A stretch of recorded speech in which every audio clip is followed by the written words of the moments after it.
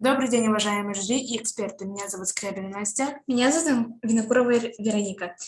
Тема нашей работы — исследование культурных и семантических особенностей по теме о семье и семейных отношениях.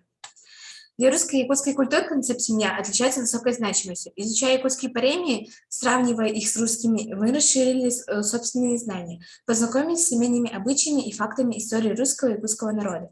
Цель — исследование русских и якутских паремий с компонентом «семья» и семейные отношения для выявления их национальной специфики. Задачи вы видите на экране. Материалом исследования послужили сборники Даля «Пословицы русского народа», Кулаковского «Научные труды» и Емельянова «Якутские пословицы и поговорки». В работе использовались методы сравнительно-сопоставительного анализа, метод семантической классификации, сплошная выборка из источников. Изучив паремии о семье, мы разделили их на несколько групп. Взаимоотношения между супругами, между родителями и детьми, между старшим и младшим поколением. Также мы выявили основные общие признаки и основные различия.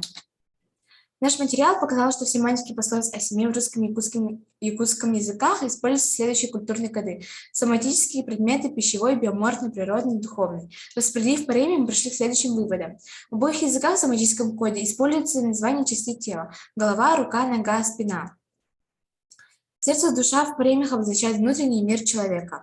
В предметном коде в русских паремиях употребляется название национальной одежды, музыкального инструмента, национальной посуды.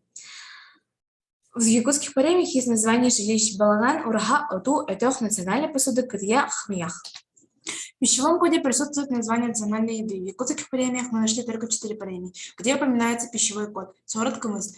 В русских паремиях присутствует много наименований мучных продуктов: хлеб, оладьи, калачи. Есть названия продуктов, которых не было в рационе у якутского народа: мед, сыр, кисель, уксус. В природном коде универсальными являются река, солнце, свет, земля. В зооморфном коде в обоих языках присутствует название животных, птиц, рыб, насекомых. В русских паремиях есть названия животных и птиц, которых нет в якутских паремиях: петух, пава, коза, кошка, пчела, змейка, курочка. Фитоморфный код в якутских паремиях отсутствует. В русских паремиях из названий деревьев присутствует дуб, из растений полынь. В духовном коде в обоих языках упоминается Бог. В якутских паремиях присутствуют слова шаман, дух огня, духи, которые почитались у якутов. У русских церковь, сатана, рай, Адам, венец, богомольцы, слова, пришедшие из библейской религии. Из заключения мы выделили корпус русских и якутских паремий с компонентом семья, разделили их на группы по соответствию. Составили семантическую классификацию. Распределили по кодам.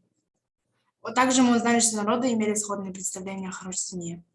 Выяснили, что есть некоторые несовпадения в образах, обусловленные культурными различиями народов.